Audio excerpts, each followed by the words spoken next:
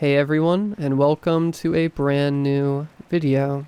2 hours of horror stories as per usual. I hope you all enjoy them. If you do, please be sure to drop a like rating. Let's see if we can reach 1200 likes on this one. Liking the video helps out a bunch with the algorithm, and only takes just a quick second. Subscribing if you are new is also very much appreciated, as I post videos just like this one all of the time.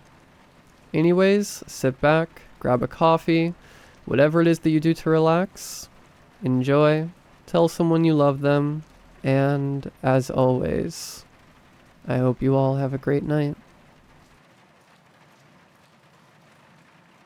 A loud honk sounded as the car in front of me came to a sudden stop. Something had dashed across the road. Something large. I slammed my foot down on the brakes and prayed the icy road wouldn't allow yet another fender bender.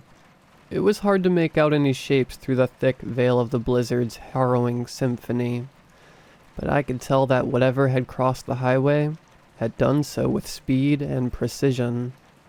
Maybe a moose, I thought to myself, paying no further mind to the matter. I reclined into my seat and turned up the volume on the radio. Frank Sinatra's "I've Got You Under My Skin" filled the cozy insides of my SUV, and I felt my heart rate steadily stabilize.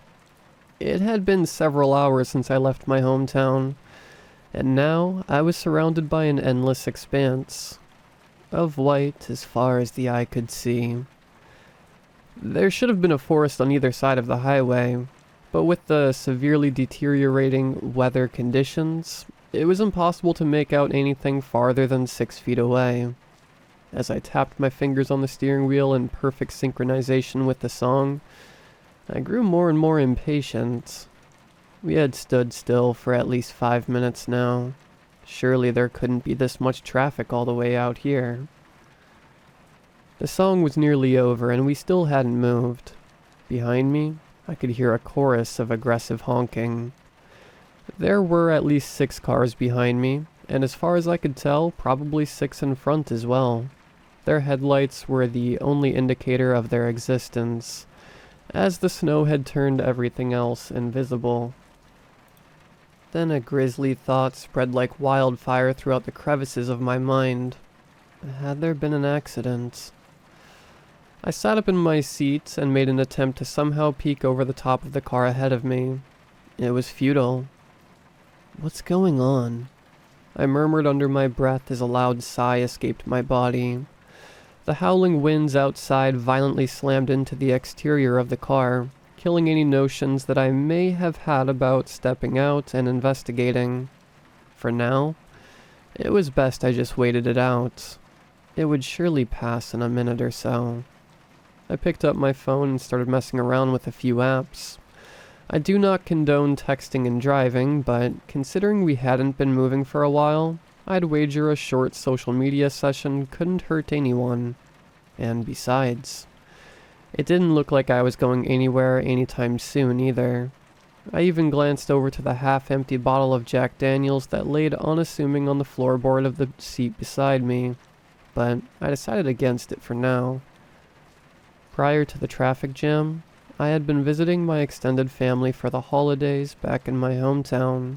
Due to reasons we don't need to delve into, I was forced to leave earlier than I'd initially expected, which was fine by me as I couldn't stand another second of chatty family drama and that awful holiday cheer.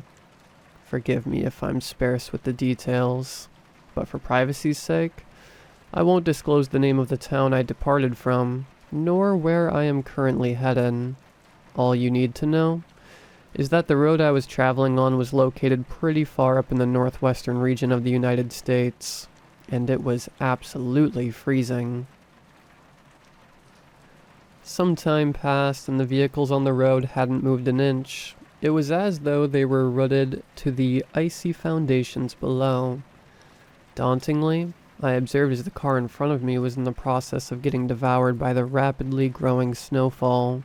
Its tires were nearly completely engulfed, and I figured that it wouldn't be long until getting home in time to watch today's football game would be the least of my concerns. Then, growing in the distance, were sirens. I looked up from my phone and directed my gaze toward the side view mirror and saw a faint blinking blue light penetrate the thicket of snow.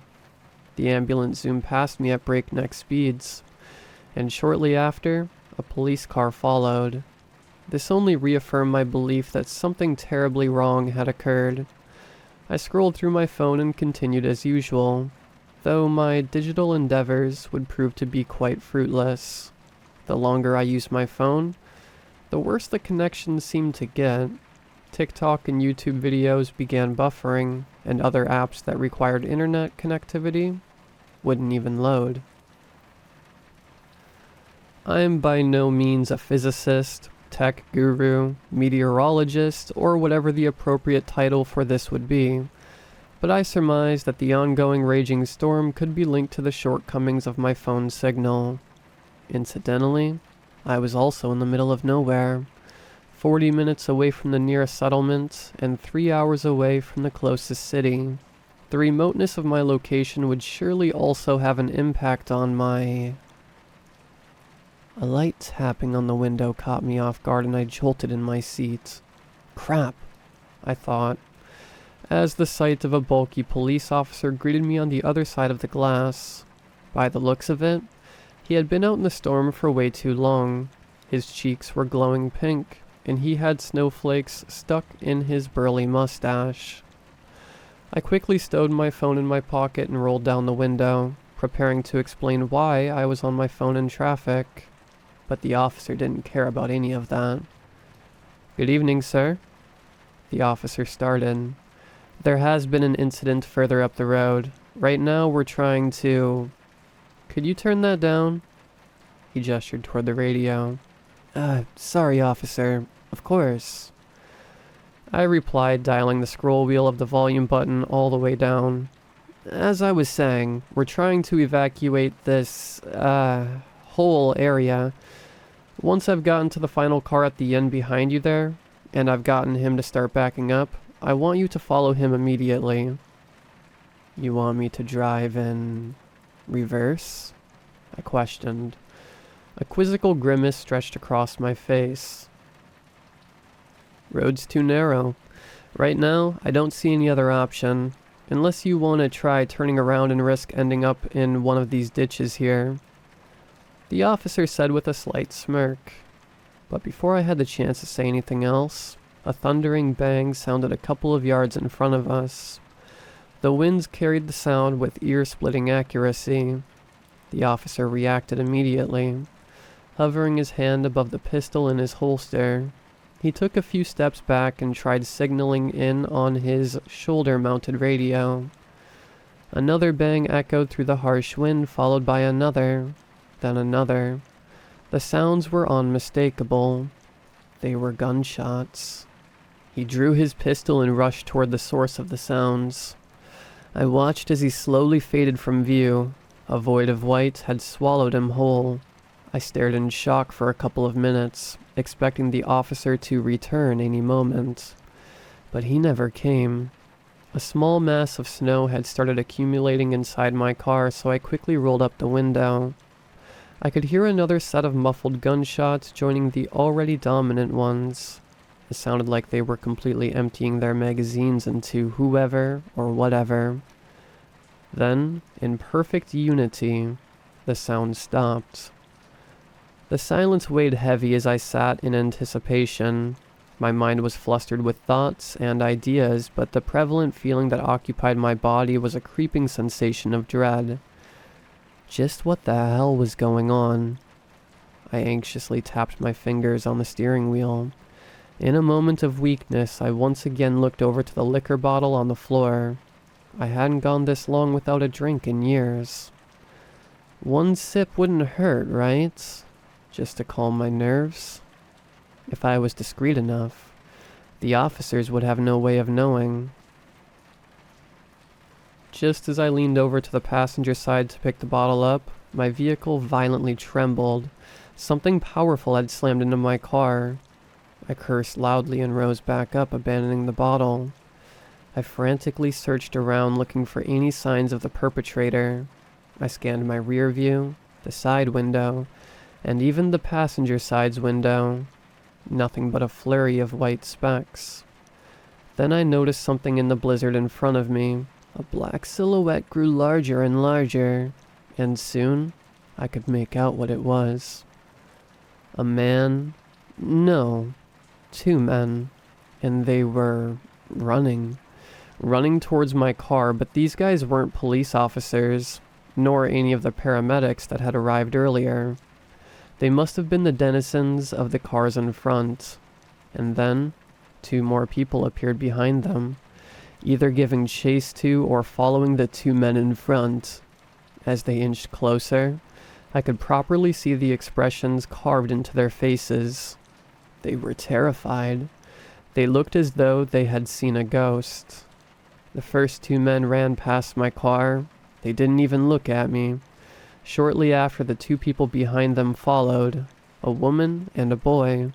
They hurried across the ice at great speeds while, at the same time, exercising caution so as to not slip and fall. Before I had the chance to react, they were gone, having once again been consumed by the endless white void. This was definitely cause for concern. Who in their right mind would abandon the comforts of their vehicles all the way out here, in this weather? The driver in front of me cautiously opened one of the doors to the car. A middle-aged white man with a beer gut stepped out into the cold. He slung his puffer jacket around his shoulders and stared off into the distance ahead. I watched him curiously, wondering if he too would start running, and then wondering whether I should join him if he indeed decided to. Right now it seemed illogical. But then again, these guys clearly knew something I didn't. Maybe there was a gas leak ahead. Maybe some radioactive material had been improperly disposed of. My mind raced, looking for any logical explanations for my current predicament, but I found none. The man took a few steps forward, intently inspecting the blizzard ahead. It seemed as though something had caught his attention. He took another few steps forward, positioning himself in front of his car, partially obscuring my view of him. His left side still visible. But there was something else. In the deep recesses of the snowstorm, something was moving. I strained my eyes, leaning forward in my seat and staring through my snow-covered windshield. Approaching from the left side of the road onto the oncoming lane, a large silhouette bobbed up and down as it slowly advanced toward the man. Though it was far away, it looked to be near twice his height. But he hadn't noticed it. The man was far too busy examining whatever had caught his attention directly in front of him. An overwhelming sense of dread filled my veins.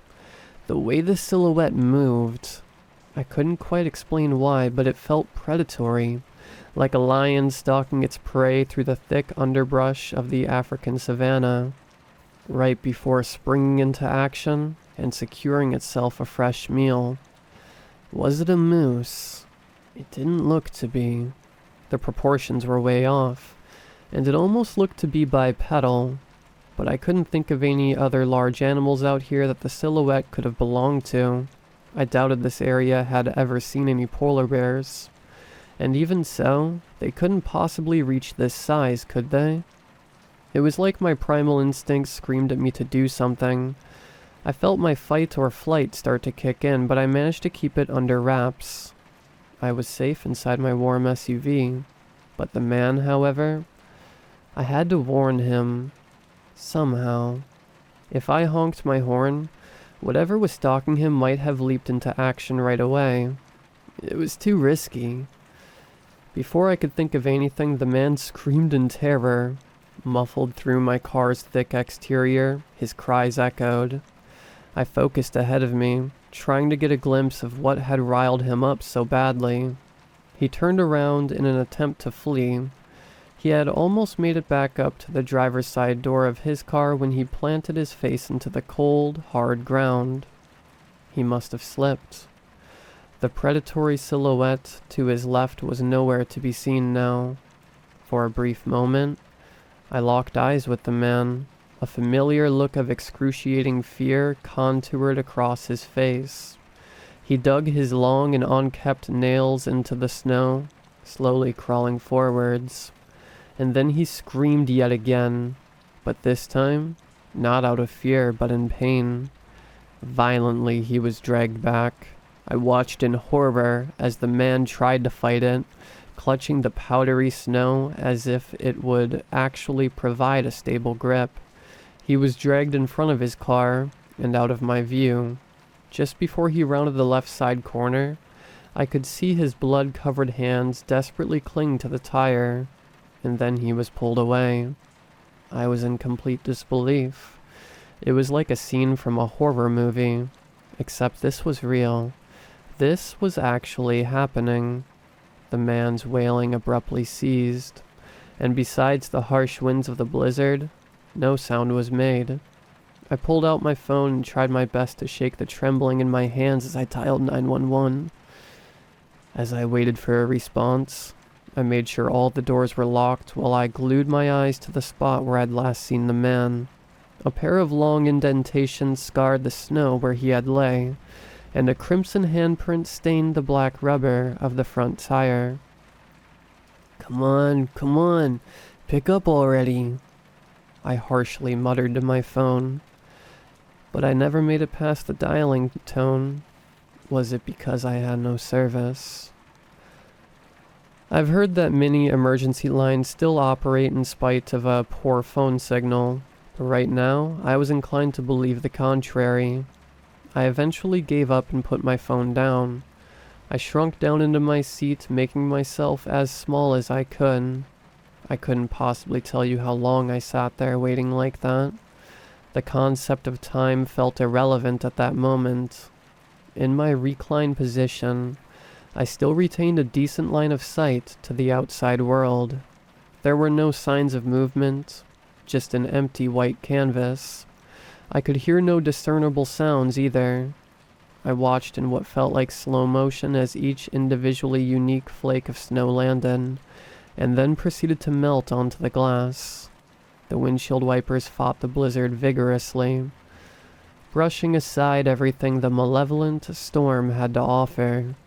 Then suddenly, with a squelched thud, something heavy crashed down on the window, and the wipers were now smearing a vicious red liquid back and forth through the windshield.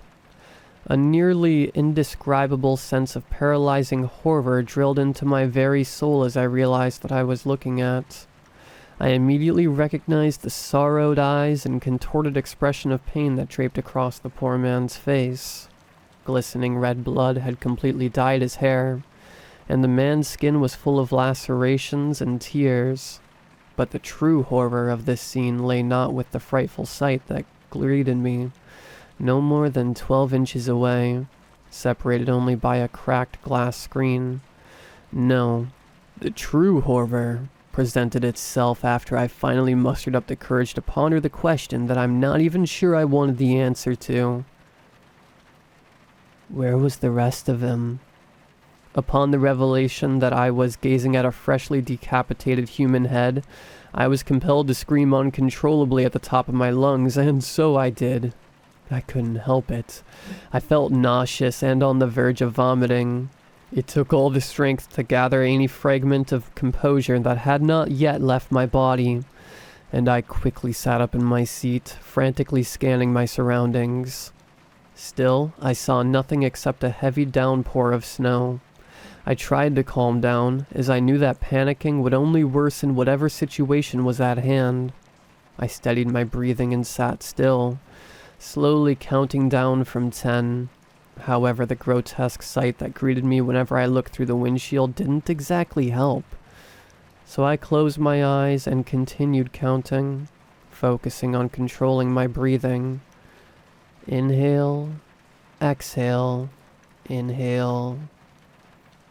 But even as I closed my eyes, I still saw his face. The gruesome image had burned itself deep into my mind, and I felt anxious at the thought that I may never sleep peacefully again. In my distracted haze, I failed to notice that something foreign had filled the air. Something ominous. It was a deep sound, barely audible. A stark contrast to the roaring winds outside. It was the kind of sound you feel rather than hear, if that makes sense. It was deep and bellowing, and I could swear I could feel my chest faintly vibrate, like when you're at a concert or nightclub with a really loud bass. Carefully, I rolled down my window a quarter of the way in order to better hear the curious noise. It was much clearer now, and the best way to describe it would be to call it a sort of low-pitched rumble. Its tone fluctuated ever so slightly, as if in synchronization with short, rapid breaths. It would be a rather powerful display of vocal cords if the sound was of organic origin. I tried my best to pinpoint the direction from which the sound emanated, but I found the task to be near impossible.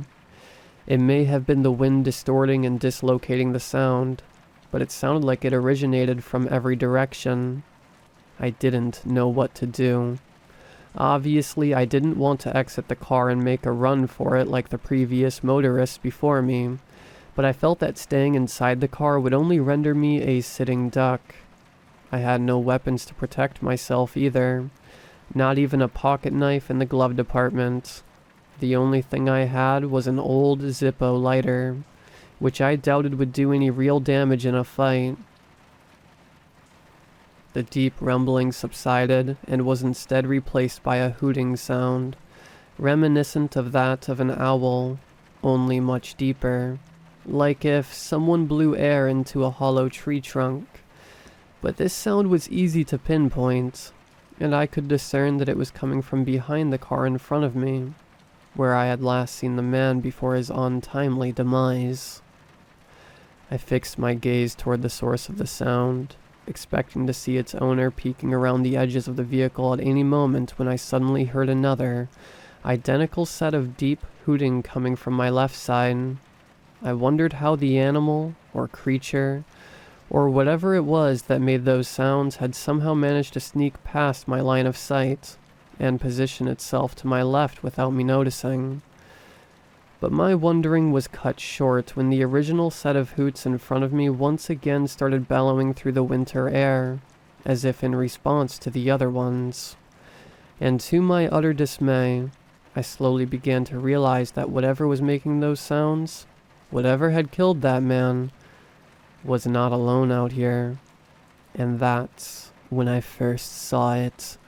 As if on cue, I noticed the dominant silhouette standing in the middle of the road, contrasting itself against the rushing snowfall, slowly emerging from the harrowing blizzard. Just a few yards away from the car ahead, the creature revealed itself. It was unlike anything I had ever seen before, an abominable middle finger to all the gods' creations upon this earth. Its skull resembled that of a crocodile, resting well over 10 feet above the ground. It also had a large crest fixated right over its eyes, reminiscent of the horns of a bull. Its razor-sharp teeth were stained red, and blood dripped down from its maw and onto the snow-covered asphalt. The entire creature was covered in dense white fur, like that of a polar bear. No wonder I hadn't spotted it until now. It was perfectly camouflaged among the powdery white snow. The rest of the body was hard to make out due to the storm, but I could tell it was huge. Easily towering above the vehicle, it slowly approached. It moved closer, trotting towards me in a jagged fashion.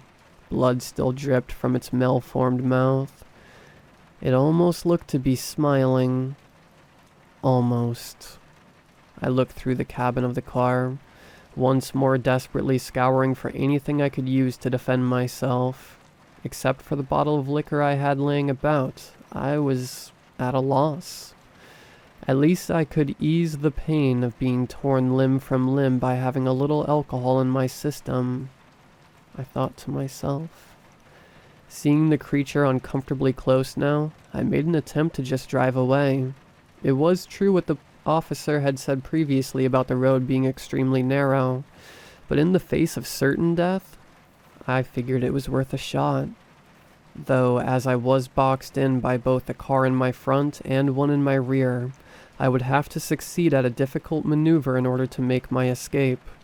A maneuver I wasn't too sure I could make in these perilous conditions. But I had to try.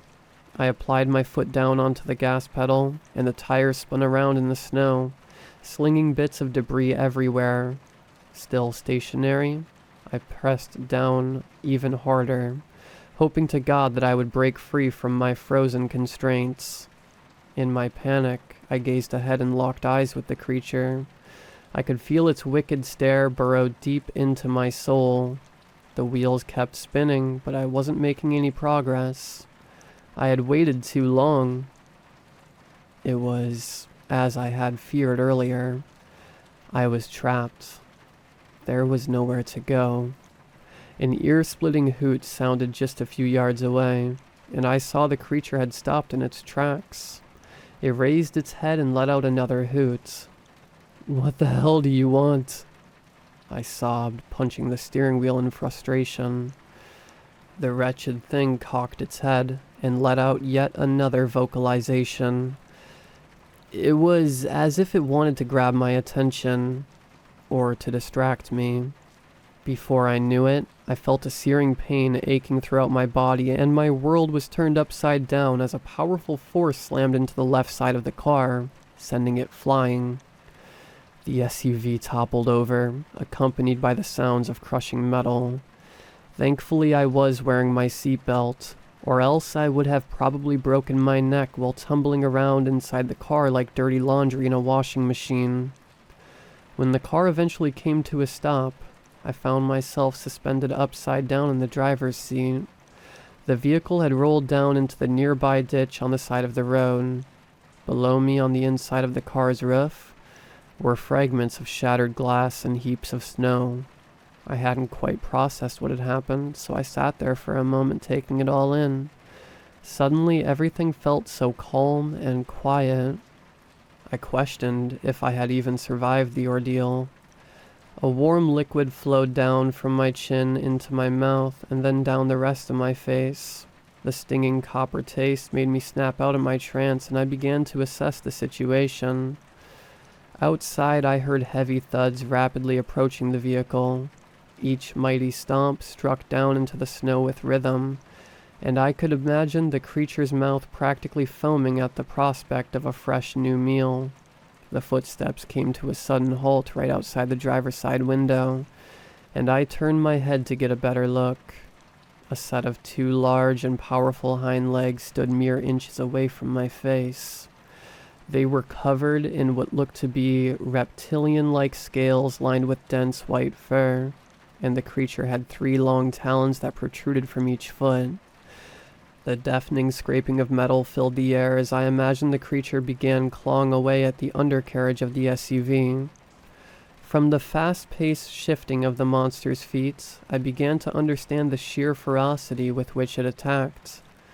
It was going ballistic, shredding the exterior at an incredibly fast rate. A combination of hoots and growls escaped its bloodthirsty jaws as it chipped away at the metal. It wouldn't be long until it was through. Another pair of heavy footsteps stopped just a short distance away on the opposite side of the car, right outside the passenger's side window. Like its predecessor, it too began clawing and kicking at the body of the car. The 2 creatures were relentless. I'd never seen anything like it. Not even wild hyenas were this ravenous. I braced for impact as I unbuckled my seatbelt, positioning myself in such a manner so that I wouldn't break my neck upon impact. I hit the ground hard, and was greeted by the sensation of cold snow and broken glass. The car rocked back and forth as the creatures violently attacked. It was obvious I couldn't stay in here for long, but escaping the crushed remains of my vehicle and running out on foot didn't seem favorable either. I felt a deep desperation begin to set in as I realized I would most likely not live to see another day. This was it. Just as all hope had faded, and I began to accept my fate, My arm brushed up against a cold and oblong object. I shifted my body around to see what it was, and a light bulb ignited inside my head as I gazed upon the still intact bottle of liquor that laid on the floor.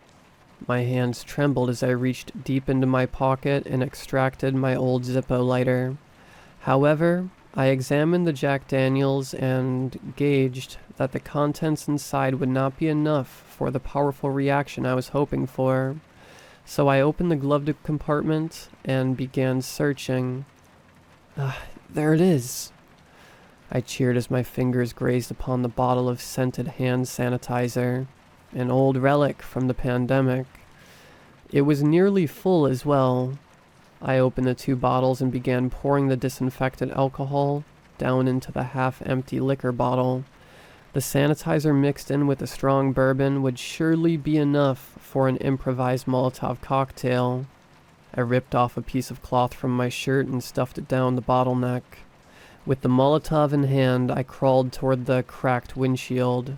I spun around and pressed my feet against the shattered glass frame. In an adrenaline-infused state, I pressed my legs down and applied pressure to the windshield. I strained my body and pushed my legs harder than I had ever done before in my life, wishing I'd spent more time at the gym prior to this. Due to its severely damaged condition, it didn't take long before the windshield came off, and the harsh winds of the outside world filled the cabin of the upside-down car.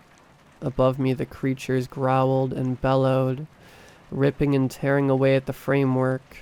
I could see narrow slivers of light begin to penetrate the underside of the car, meaning they were nearly through. I crawled through the new opening and out into the unforgiving blizzard. I feared that as soon as I stepped outside, one of the creatures would promptly place my head in its jaws and I would be done for. But that never came. It seemed that they were too preoccupied with getting through the hard exterior of the SUV, and they had failed to notice that I had made my crafty escape.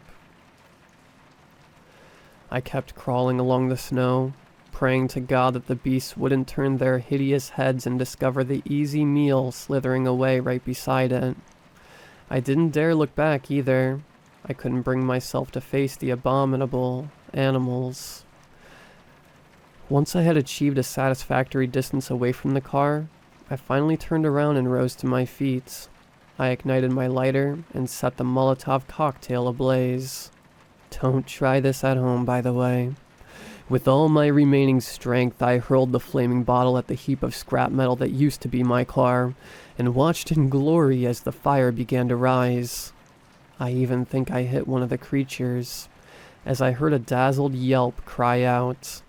The flames weren't nearly big enough to cause a massive explosion or anything, but it was just enough to distract the creatures so that I was able to make a run for it. I ran back onto the road and continued past all the vacant cars and stood further up. The ice was painted red, and a couple of human corpses, or at least what remained of them, were strung about the various abandoned vehicles. Eventually I came upon the ambulance and the police car that had arrived about an hour prior.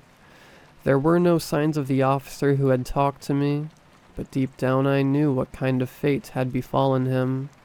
In the distance I heard ominous rumbling sounds come from one of the creatures, followed by agitated hooting. Had they finally noticed I was gone? In that case, I didn't have a lot of time. I got inside the ambulance and planted myself down in the driver's seat. A frozen and severed human hand was attached to the steering wheel. I gagged as I ripped it off and tossed it out the open window. The creature's shrill cries echoed through the snowstorm, and it sounded like they were coming closer. Desperately, I turned the ambulance's ignition, and to my delight, it started up without a hitch. I kicked my foot down on the gas pedal and floored it out of there. Luckily for me, ambulances in this part of the United States come well equipped to handle hazardous terrain and snow-covered roads.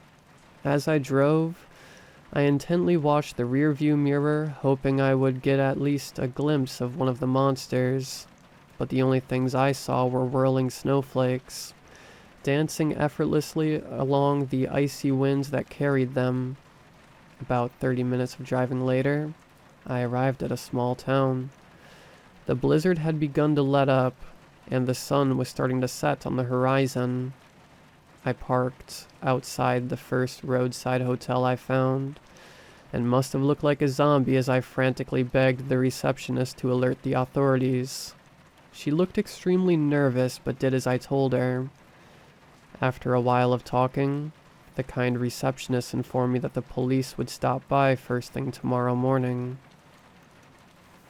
Apparently, the nearest police station was an hour's drive away, and the raging storm had caused major problems across infrastructure all over the state. Seeing as how nobody was in immediate danger, they would wait until the roads were cleared and traversal was safe again. I wasn't happy with this response, but I was too tired to really care. I checked into one of the hotel rooms and began typing all this out on my phone. There are still so many questions left unanswered, but I imagine tomorrow will bring more news about the situation. I just hope that the other motorists along the highway made it out okay, but I have my doubts. The blizzard has now subsided, and outside my second-story window, I am treated to a view of the clear night sky and the endless expanse of the tundra. I'll admit, this landscape is beautiful, though it's a shame that I will now forever associate the tranquility of snowfall with the abhorrent horror of events prior. However, that is not all. Since it was getting hot in my room, I decided to crack my window slightly ajar. For the past hour, I have been listening to the breeze floating across the frozen countryside. There are no sounds of wild animals out there, oddly enough, but there is something else. Occasionally in the distance, the silence is broken by the ever so familiar and foreboding sound of a faint hoot crying out into the night.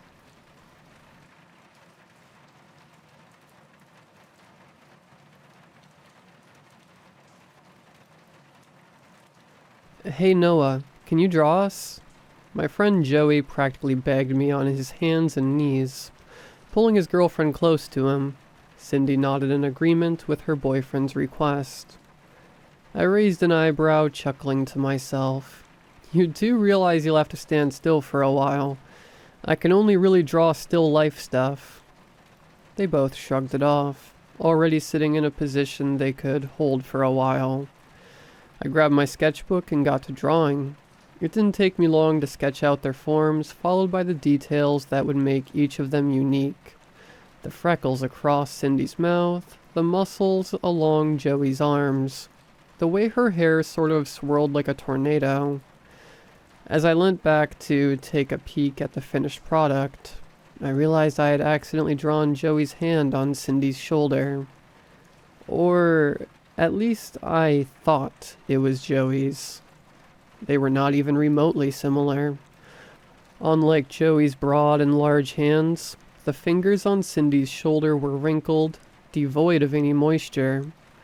Long, rotting nails jutted out like bones from the tip of its fingers, digging into Cindy's hot pink blouse. I looked over at her, but there was no hand to be there. Just as I went to erase the decrepit limb, Joey took the book out of my hand. Cindy looked delighted, clasping her hands together. However, as her eyes traced the drawing, she must have hovered over the rotting hand because her face fell. She pointed at it, causing Joey's expression to drop with hers. After a moment, his face lit up with laughter. Oh man, that actually freaked me out for a moment. You're such an artist. He squeezed her shoulders, smiling at me. Thanks, Noah. Cindy thanked me half-heartedly, not so psyched about the weird hand. As I tore the paper out of the sketchbook and handed it to them, I couldn't help but wonder why I drew that. I don't recall doing so, not consciously at least. In all likelihood, I did it because I saw someone hold something and that image stuck with me. I wasn't sure why the hand looked so twisted, but I wasn't going to question the coincidence. It was just one of those weird moments, nothing more. Still, I couldn't get the hand out of my head. On the bus back home from school, I pulled out my sketchbook and began doodling the girl sitting in front of me. I wasn't the type to do this, but I needed to see if what happened was just a one-time occurrence. The drawing started off fine. She was wearing a dark coat and was staring at the phone in her hand, brown hair draping over her face. That should have been all there was, but my hand continued to move. I began drawing another figure, this one far more inhumane, with decomposing skin, gnarly bones protruding from underneath. Slowly its form became more apparent. Though humanoid, it was obviously anything but human. It was perched on the shoulders of a girl. Head tilted with curiosity as it watched whatever the girl's phone was playing. Where eyes should have been were instead replaced by hollow sockets, flies entering and exiting. Its mouth, agape and forever held in an expression of shock, seemed to sag, the skin connecting the jaw and the skull teetering on the edge of ripping apart. Despite the fact I couldn't see it, I was able to draw the thing with extreme detail. Each pore, each blemish, every wrinkle, each hair. Everything about it was etched into the paper with perfect accuracy. Frantic, I flipped a page and drew the girl yet again, this time in far less detail. I realized that the constant scratching of lead on paper was disturbing the other passengers, but I couldn't stop. Once the silhouette of the girl was finished, my hands yet again moved on their own, muscle memory guiding each careful stroke. The creature was yet again seated on the girl's shoulders, only now it wasn't looking at the girl's phone. It was looking at me. One final time I flipped the page and scribbled an incoherent mess that barely resembled the girl, but the feeling of needing to continue the drawing seized. The thing moved.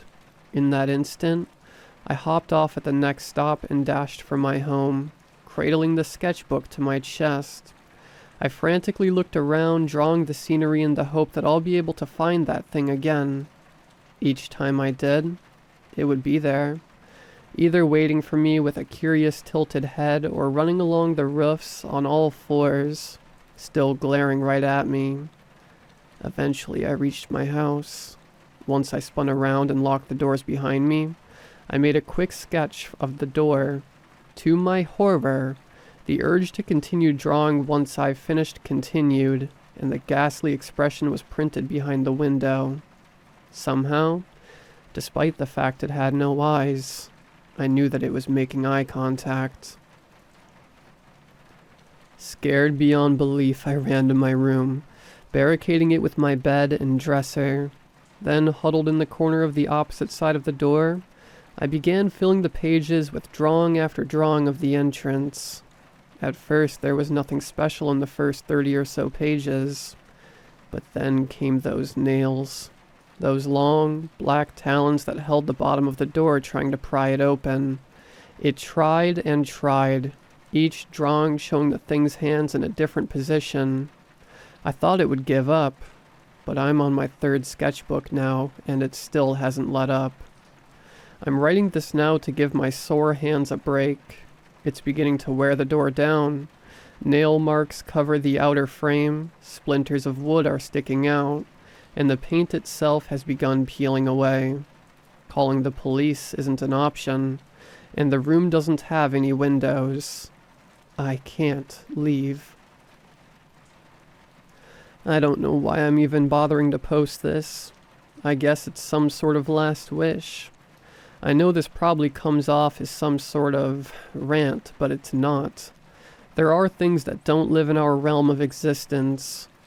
Maybe it was my fault for being so curious, putting my nose into places where it shouldn't go, but I couldn't help myself. If you ever find the need to draw something that you can't see or feel, ignore it. Keep your distance. Put your pencil down.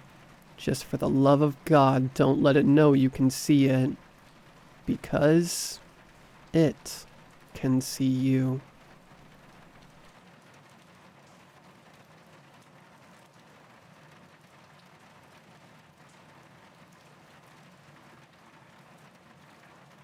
"15 years ago, my friends and I visited a winter carnival. It was bright and noisy and packed. It was wonderful and it was huge. There were rides, blinking and tooting as people went around and round, or up and down, screaming and laughing. There were food stalls which smelled of salt and oil and sugar. There were heavily tattooed folks lifting things and moving them around, or gathered in small groups smoking and chatting. There were families and young lovers and teens running amok. My friends and I spent hours there. 4 20-somethings looking at the kishy things the carnies were hawking, eating until we were almost sick, and riding rides until we actually got sick. It was heaven. Late in the evening, as we wandered the grounds, Susan stopped suddenly and held her arms out to the side, stopping us as well. "Look," she exclaimed as she pointed between a tent and a dart game. "There's an arrow in the path leading down there." She turned to look at the other 3 of us, her black hair fanning out from the speed which she turned. "Let's follow it. I bet there's something amazing down there." "Nah," said her boyfriend Dave, reaching out to take her hand in an attempt to pull her away from the alley. "It's probably a staff marking. I doubt it's for the customers. Let's go over to the darts. I'll win you a stuffed animal." Susan wasn't having it though, and she insisted that we follow the arrow. She was one of those people who is a force of nature, so it only took a minute for her to convince us that we should check it out. I mean, maybe it will be nothing. Maybe Dave's right and we just find crew stuff, but maybe... She leaned forward as her eyes grew wide. Maybe it's something amazing. Susan and Dave led us down the close alley between attractions. After only a few steps, the sounds and smells of the carnival dimmed until they were completely gone. Then we heard a soft violin and smelled incense. A few steps later, I looked between Susan and Dave to see a softly lit purple and blue striped tent with a black awning under which glowed the yellow light of the candle illuminating the door. Susan turned to us and whispered, "See? Something amazing." She was giddy and, before anyone could respond, Susan was through the door and there was nothing else to do but follow her. Inside the tent, it was warm and warmly lit by several candles. In the center of the tent was a low table covered in a cloth which matched the tent. Sitting at the table was a gray-haired woman with a long braid and a face full of wrinkles. We saw her look up and smile, showing off pearly white teeth and a dimple in her cheek. It was everything you imagine when you think of fortune tellers. "Good evening, children." The woman stood when my best friend Leah walked into the tent. "I'm glad you chose to follow my sign. I was hoping you would visit me tonight. Now sit. I will read your futures. I will tell you 3 things which will happen before you die, and, since you're a young bunch, I will tell you when that will be." There were 3 chairs positioned near the walls of the tent, and one across from hers at the table. I'm not a believer in fortune-telling or those kinds of supernatural things, but the fact that there were exactly the right amount of chairs for us was a little unsettling. Dave, Leah, and I sat in the chairs on the perimeter, and Susan sat in the one at the table. Of course, she would go first. This was all her doing anyway. We watched intently as the fortune teller pulled out a thick deck of cards and asked Susan to cut the deck and then choose a card. "Oh, you picked the princess. A very good avatar. I think your future will be bright." As she read the cards, the fortune teller spoke of a broken heart, a beloved child, and a large sum of money. I listened with a small smirk because the predictions were so generic and positive. This woman put on a good show, but no one knows the future. Then she told Susan the date of her death. July 19th, 2019. Susan nodded and thanked the woman, commenting that she hoped the money came before the baby as she took Dave's seat and he walked to the table to hear his fortune. The fortune teller looked him over and then held out her bony hand, inviting him to place his hand in hers. She lifted the glasses which had been hanging around her neck and slid them onto her ears as she leaned over his hand and nodded. She told him that his lifeline was strong, but his love line was short. She looked up into his eyes with sympathy as she told him that he would find a fulfilling job working with his friends, would escape death once, and would die with a broken heart. His expiration date was November 3rd, 2020. I saw her pull a piece of paper out of her purse and write something down as Dave walked back to Leah, switching places with her. She whispered, "I wonder what generic thinks she'll tell me," and then swaggered to the table where she sat at the fortune teller, sat stirring whatever was in the mug beside her. The fortune teller asked Leah to hold the mug between her hands in the center of the table as she looked into it. I assumed, and Leah later confirmed, that it was tea and the fortune teller was reading leaves in the beverage. Oh. A smile slid up the fortune teller's face as she stared into the mug. "No babies for you, which is what you want, eh? You will travel all over the country, and you will be happy." She looked up into Leah's eyes. "I know you won't believe me, but you will be very happy until March 12th, 2022. Leah sucked in a breath, and then stood to trade places with me. I remember thinking that all of this was very well done, but that it couldn't be real as I walked to take my seat across from the woman, who asked me to put my head down on my arms on the table so that she could touch my head. I complied, thinking that was odd, and then a shiver ran down my spine as I felt her fingers slide into my hair and trace slowly over my scalp. I heard my friends as they changed position, probably leaning forward to hear what my fortune would be, as she began to speak softly. "You will achieve your dreams. 3 babies." She paused as her fingers continued to move. "A loving husband, and you will be a teacher until..." I held my breath as she concentrated. "Until February 1st, 2023. I let out my breath in a gasp because I realized how specific Leah and my fortunes had been. How could this woman have known? Maybe this really was real. I think she heard that gasp and realized what I had concluded because she leaned close and whispered, "Don't worry too much, dear. He will take good care of those babies." With that, she patted my hand, bid us good evening, and ushered us back into the night. When we got back to the carnival proper, Susan was stoked. She was bouncing on the balls of her feet, barely containing her excitement. "I know what we have to do, y'all. We should get tattoos of our expiration dates." I was a little shaken up, but Susan's exuberance was contagious, and we headed to the closest tattoo place to get our tats. We should have taken it more seriously. Since then, I have stayed in my hometown, living the beautiful life of my dreams as I watched my friends live the lives of the fortune teller predicted. Susan had a man leave her at the altar, another join her there before giving her a beautiful girl whom she named after me. And then she won the lottery. She used some of the lottery money to buy a trip to Hungary to see where her ancestors came from.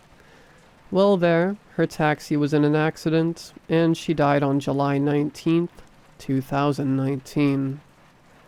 Dave became a carpenter. He loved every minute of his work, and then went home to his beautiful wife and spunky son each night. In 2020, he died with a broken heart, having lived just long enough to watch his family succumb to the pandemic, which passed him over before he took his life on November 3rd, 2020. Leah and I stayed together the weekend of that funeral. We were scared because we had also been living the lives the fortune teller had predicted. She was single, free, and traveled often for work. She had seen every wonder of the continental U.S., been to countless zoos and museums, and was living her best life. And she might only be able to live it for another 2 years. It was the same for me. I had 2 children and another on the way, a husband who loved me passionately, and a classroom which brought me joy every day. We racked our brains to try to remember the name of the carnival, or the name of the fortune teller, thinking we should go back to her and see if she could help us somehow.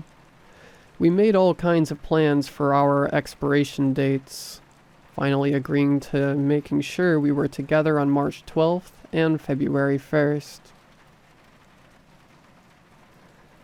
I watched my best friend die on March 12th, 2022. We were sitting at a coffee shop in a big city talking about how Leah's tattoo had been itching lately, and wondering if it was a psychosomatic as her date approached when a car drove by and opened fire. The shooter sprayed the front of the shop with bullets, and one of them hit Leah in the head and killed her almost instantly. I watched her grimace, and then I watched the light fade from her eyes as she passed. Well, it's almost my expiration date. I am a believer. I have a few days left, and I am still frantically searching for the woman, or the carnival, or anyone who can help me. I've taken the rest of the month off so I can spend the days looking for a way out, and the evenings enjoying my family and trying not to cry. I have written letters to each of them, and post-dated them to be delivered on February 2nd. I'm writing this last bit on my phone as I walk. It's 15 years to the day since we had our fortunes told, and the carnival is back in town. I didn't spend as much time here as I did when my friends were with me. I didn't eat myself sick or ride any rides. I wandered around looking for the dart game and the arrow on the ground until I found it. I'm standing at the top of the alley, my stomach churning at the thought of walking down and finding the tent.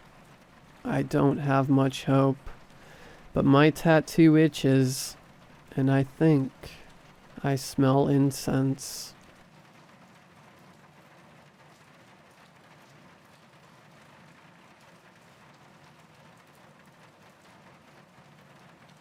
I don't know who to turn to, so I made this account so I could post here. I sent emails, dropped off notices at an apartment I helped manage because rent wasn't paid. Finally went there because no response. Found tenant's body slumped in a chair. It smelled really bad. Called the police, but while I was waiting for them to arrive, I noticed a notebook. Took a few pics of the pages. When I read it later, it freaked me out. Police won't answer my questions about how she died. I think the answer is in the pages. Please help. I am just freaking myself out. Or is there something of her ramblings?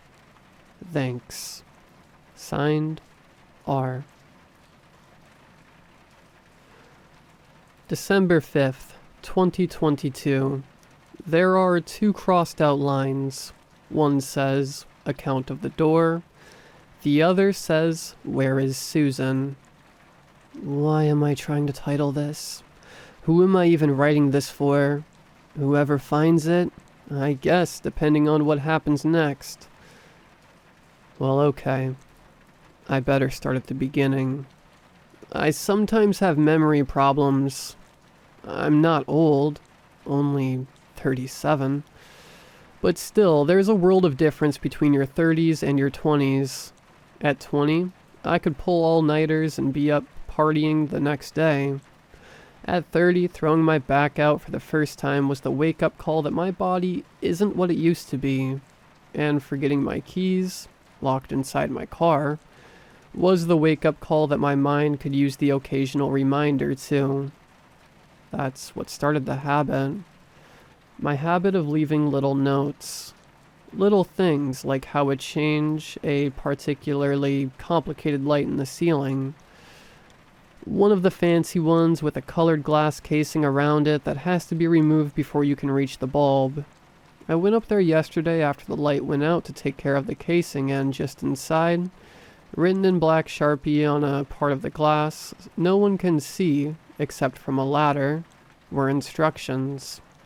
My own handwriting telling me how to remove the casing and what kind of bulb I'd need. I have no memory of writing these instructions, but I thanked my past self, February 22nd, 2018. For the foresight, Susan laughed about this habit of mine. Last week I was looking everywhere for the key to my desk drawer, and I caught her in the mirror rolling her eyes as she told me to look on the drawer underside. Sure enough, scribbled on the underside in Sharpie it said, 8622. Check Pootie. Pootie is an old stuffed toy, and I always date my notes so I know how long ago I wrote them. The key was tucked inside Pootie's zippered back. Well, I'll be, I muttered as I slid open the desk drawer. I remember you commenting on where to put the key, and you said, I'll put it in Pootie's so I don't forget. And since you always forget, I insisted you write on the drawer. Oh, yeah. It was pretty embarrassing how right Susan was about my memory. Did you forget why you needed to open the drawer? No. I lied to myself as I half-heartedly shuffled through the jumbled papers, as if I were looking for something specific. I jammed the door closed and carefully returned the key to Pootie's zippered back. I promise all this is going somewhere. The point is, normally I don't think my forgetfulness is that big a deal, but when I went back to that drawer later on, thinking that if I organized it I'd remember what I'd been looking for, I found a note I don't remember writing. Well, gee, you're probably thinking, I've already said I don't remember writing most of my little notes. Okay, fair enough. But when one of my notes says, hey you, future me, if you can't find what you're looking for, check Pootie. With that, there's context and a clear purpose to why and when I wrote it. Millions of people every day spend time looking for their misplaced keys or their favorite coffee cup. We put stuff where we're sure to remember it and then instantly forget. Welcome to being human. But no, this note was different. No context to it. It came fluttering out of my desk drawer on hot pink sticky paper. November 13th, 2022. Call maintenance about that door. The note was folded in half. I unfolded it, and just underneath the fold and underlined twice, November 15th, 2022. No record of door. No record of door. What door? Which door did I have to call maintenance about that they had no records of? I asked Susan, but she just shrugged and said, could be any door. It's an old building. Stuff needs fixing all the time. Fair enough. But the note was dated only 2 weeks prior. Even for me, that was an unusual amount of forgetfulness. But what did I mean by no record? Later that same day, when I put on my comfy cardigan, I found another note crumpled up in the pocket along with chapstick and quarters for the laundry. I pulled out the rumpled note and read, November 16th, 2022. November 18th, 2022. November 21st, 2022. And on the back, boldly underlined, knocking. It was the knocking that got me really curious. So I went around checking all the doors. Bedroom, bathroom, closets, the creaky old door out to the little balcony overlooking the street. When I didn't find anything, I went in the hallway past dozens of neighbors' doors, all with the numbers in embossed gold flaking away above old keyholes. It's a building that has what I call character, and my family calls, please move out. Rattling radiators, stained carpeting, and mice scribbling in the walls. I once read a NYT article about how after an old woman passed away, her son went to her apartment and found a decomposing body hidden in her freezer. She'd kept it there for more than 10 years. Honestly, this is just the kind of building that could happen in. Just recently there was an old man on floor 4 who got sick, and no one came in to look on him for weeks. Well, his body was decomposing just a couple of floors over our heads. Anyway, finding no mysterious knocking, I returned to my unit on the 2nd floor. And then it struck me. What does absent-minded old me do to manage my own forgetfulness? I write stuff down. Duh. I went straight to my desk to check the first place I should have looked. My journal. I flipped back to November, the week before Thanksgiving. I found it. I found the door.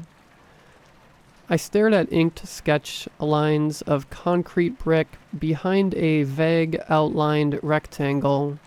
On the bottom right corner was a scrawl like a scratched-in face. A face? A yawning face. A screaming face? I don't know. I was still trying to discern whether it was really a face or just an accidental scribble when the journal was snatched out of my hands. Susan ripped the drawing out, shrieking at me. "Can you just leave it? You left to forget all this, remember? Just forget about the door." She tore at the page savagely, frantically, ripping in a frenzy until there was nothing left but tiny rumpled bits.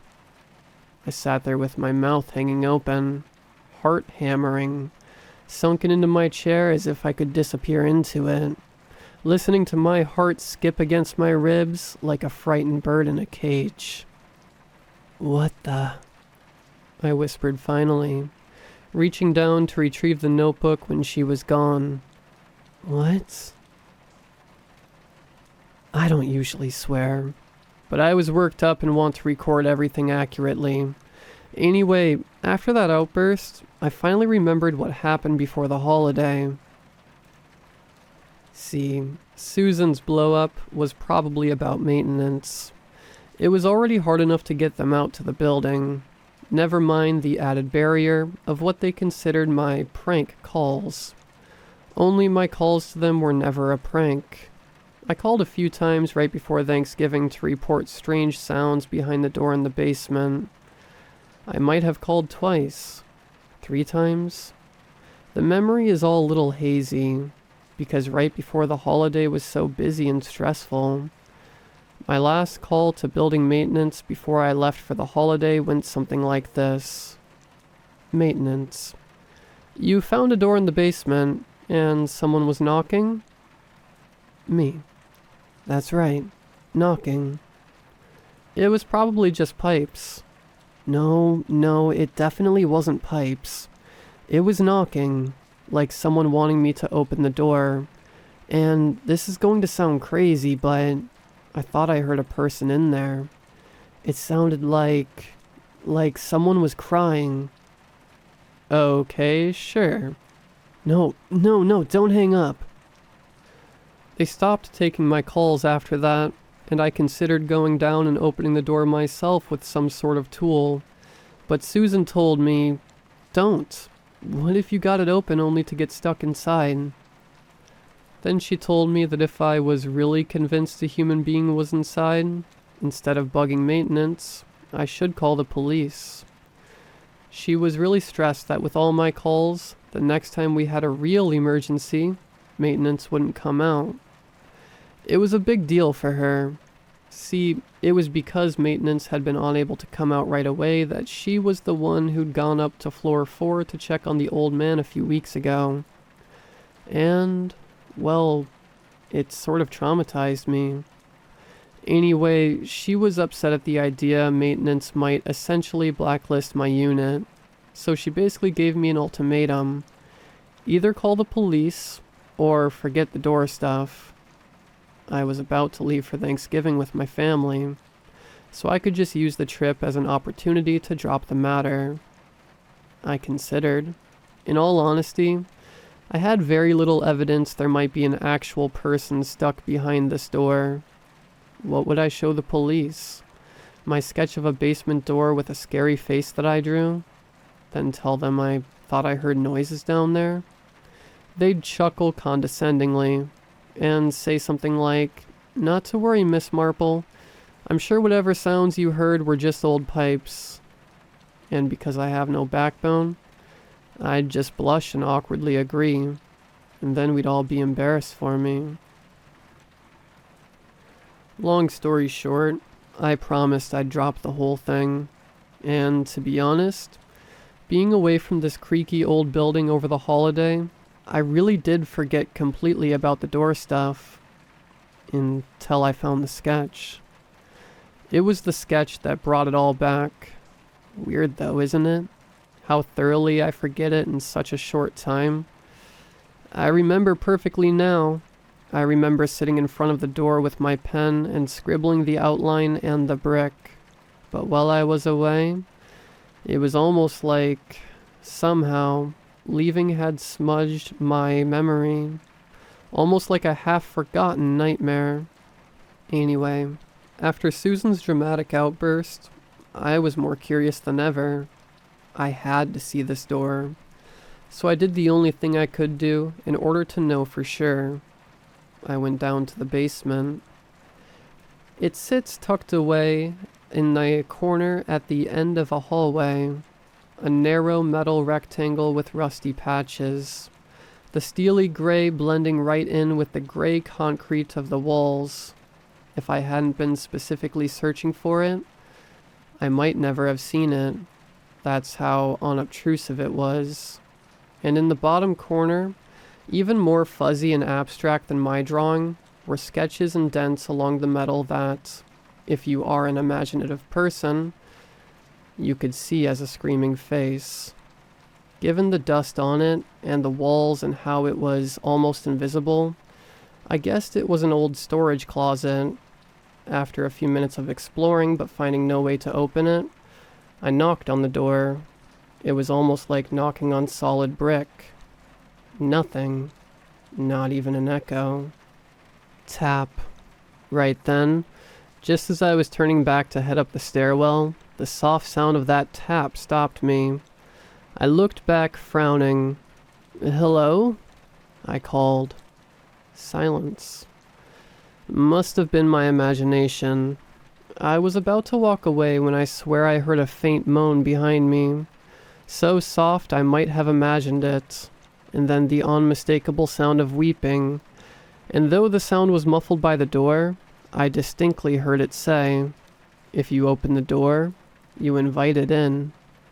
Creepiest thing. It spoke in Susan's voice. December 6th, 2022. I haven't moved from this chair. I keep hoping for Susan. She's still missing.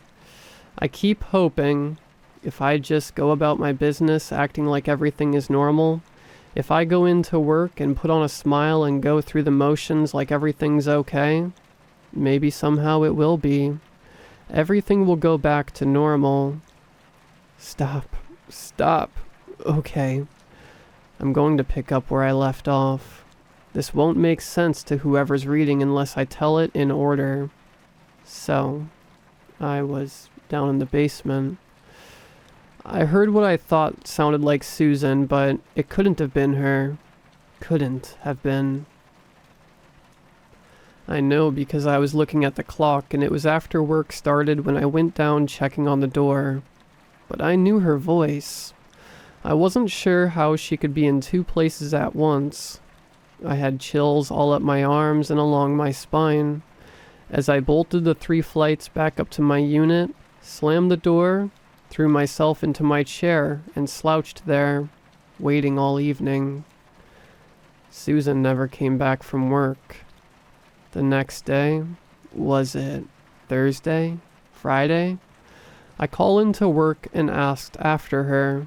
They told me she hadn't been to work in weeks, not since before the holiday. So this morning I called maintenance again, and before they could hang up on me, I told them it was a real issue this time, that I'd found a pipe had burst, that there was water leaking all over the floor.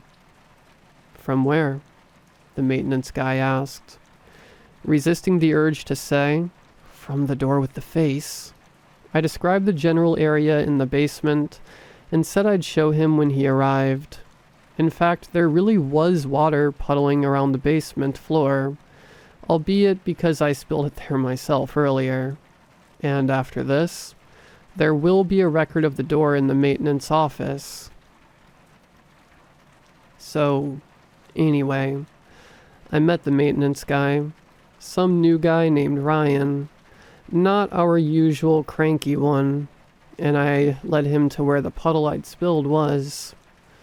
And he was like, "What door?" And like, the door was right there.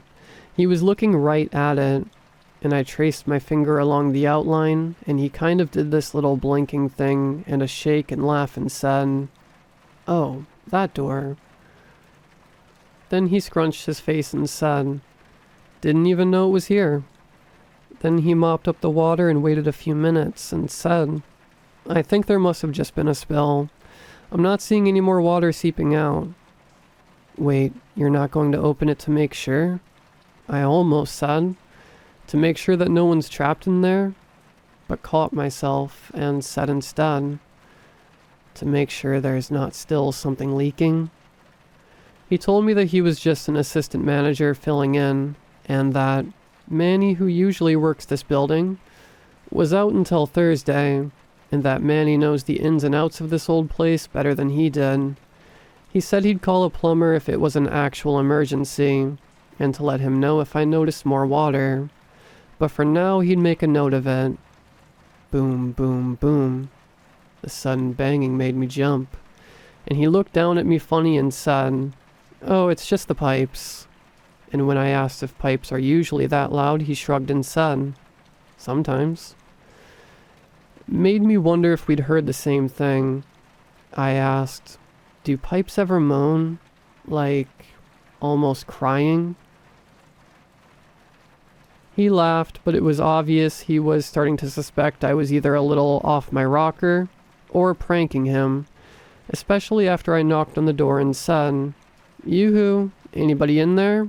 Susan, you playing a trick on us in there?" My knuckles felt as if they'd rapped against solid concrete. There wasn't even an echo. The management guy gave this kind of awkward chuckle and said, "You definitely shouldn't be hearing any voices coming from there, except maybe if you've eaten some funny mushrooms." He grinned at his own joke. As we headed back upstairs, he told me to call if I noticed another leak in that same spot, by the wall. December 8th, 2022. Time seems like it's just slipping past. No one but me has noticed Susan's disappearance. No one has made the least bit of fuss about it. Her work called a couple of times last week, but they've obviously assumed she just quit.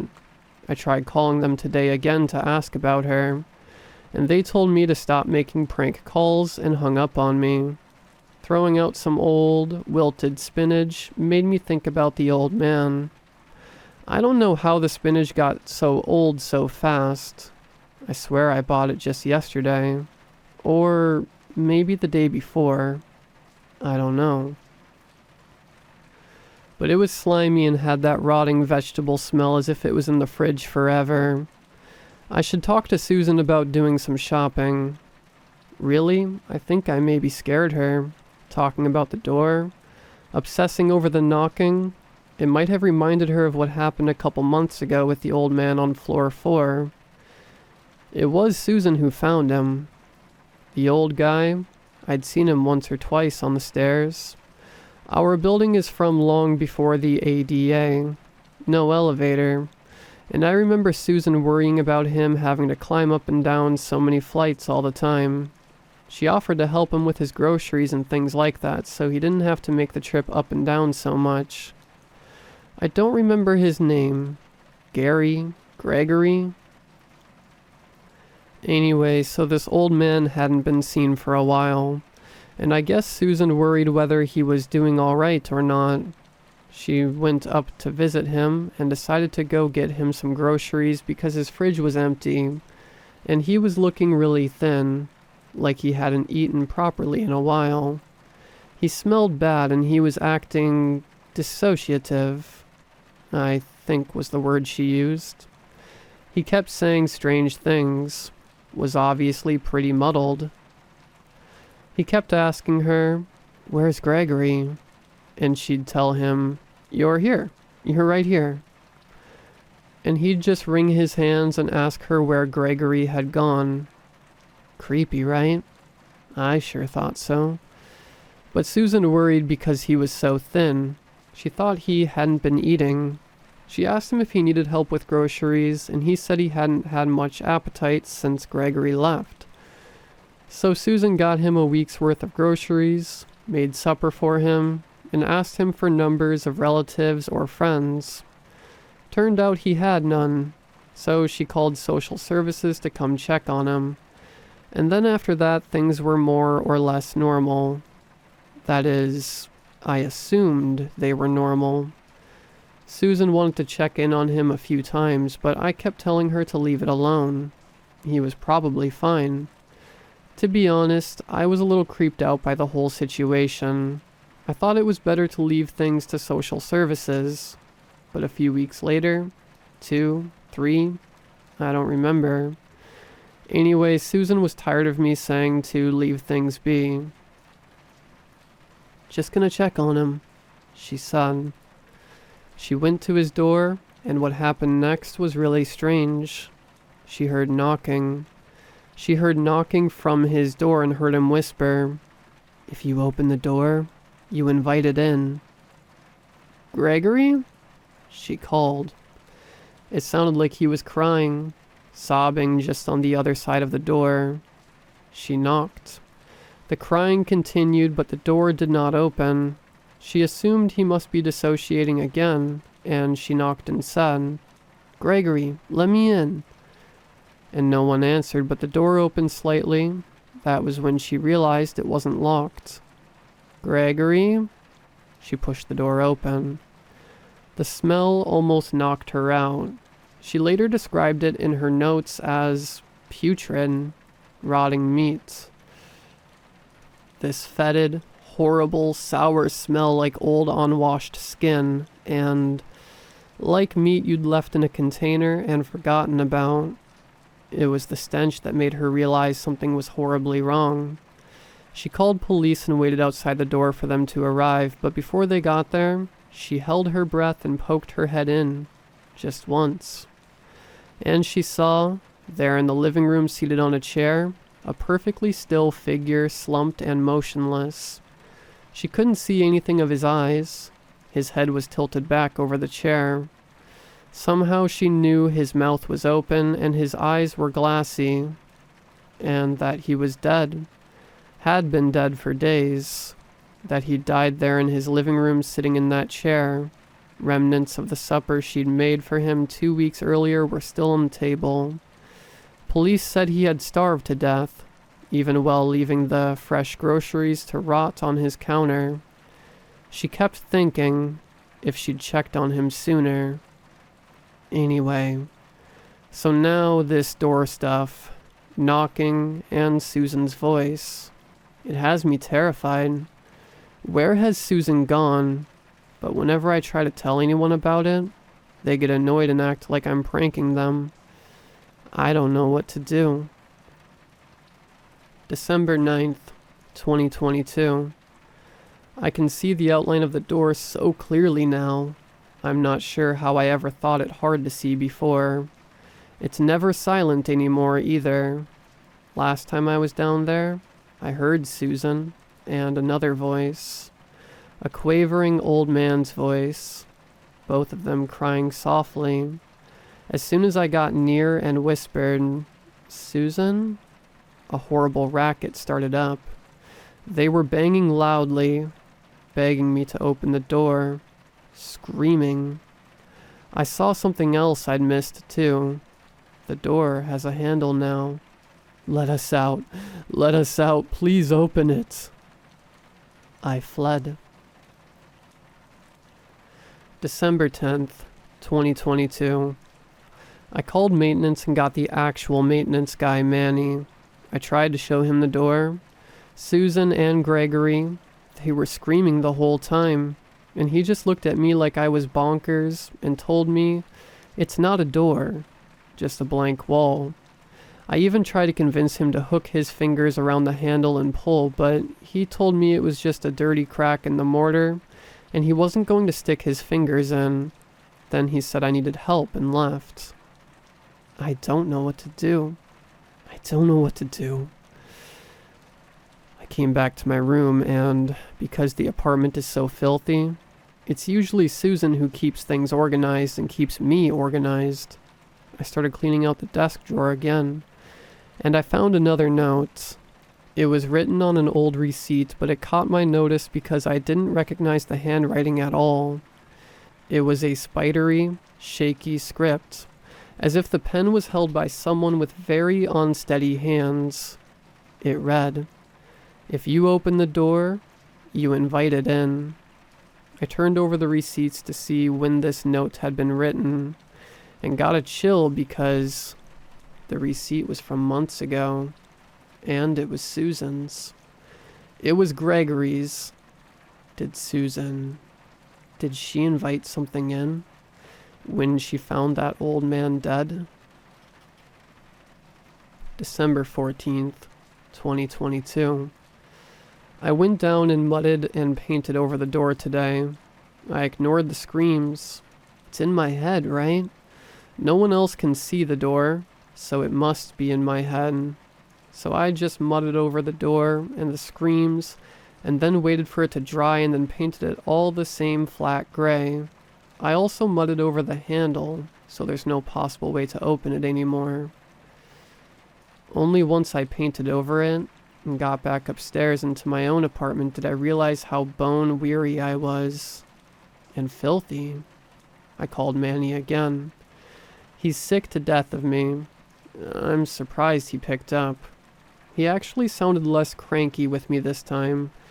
More just concerned. I told him I painted over the door, that I mudded over everything. I just needed to talk to someone. "Sorry, I hope it doesn't cause much trouble. I just didn't want to see it anymore. The paint wasn't a perfect match, but the color is pretty close. I hope that's okay." "Okay, Susan," he said. "Okay, thank you for telling me." I frowned. Susan's not here. I think she's behind the door. I know. Okay, look. Don't worry about the paint. I'm off work soon. I'll come over and take a look and make sure it's all mudded over properly and everything. You just promise me you won't go down to the basement again, okay? There's no reason for you to be down there. I felt myself bristling, because he was talking to me as if I were some sort of child, as if I'd gone senile. I glowered into the phone, but relaxed a bit as he said that he was going to be at my apartment that evening just to check up on things in my unit. It made me feel strangely better, even though I knew he was still thinking of me as some crazy lady who should be sleeping in a padded room. I thanked him and hung up. Looked around my place. It was a mess. Without Susan to clean, the pile of dishes had been sitting in the sink growing fuzz for... Honestly, I don't remember the last time I had a meal. At some point I'd filled water around the dishes, but it was fetid. New forms of life evolving from the primordial soup. Pretty gross. Not to mention I hadn't showered in, well... My clothes still had paint on them and felt as if they had crusted to me. And since I didn't want Manny to think I was both crazy and filthy, I figured I'd best make an effort to at least correct one of those things. I hauled myself out of my chair and changed my clothes, then went into the kitchen, shuffling toward the looming dishes with a leery eye. I was in the middle of draining and refilling the sink with soapy water when Manny arrived. Boom, boom, boom. "Coming," I called, turning off the water and shuffling to the door, opening it with, "Thanks so much for coming." The words died in my throat. There was no one outside. I stepped back, panicked. I realized that I was standing in the basement, that at the bottom of the door was a face. The face I'd sketched in my drawing. Screaming. I recognized it now. It was my face. Screaming from the bottom of the door I'd just opened. I don't know the date. I don't know where I am. It's dark. There's nothing here. No food or water. The notebook is still in my lap, but it takes so much energy to write. I think this will be my last entry. I can't leave. The door won't open. I try banging, but no one hears me screaming. More and more, I'm starting to suspect I am actually in the basement. I'm in the door, the one I mudded and painted over, and maybe that's why no one can hear me. I know it sounds crazy, but I think when I opened the door, I somehow entered the basement. Is Manny still coming? I don't think he'll find me in the basement.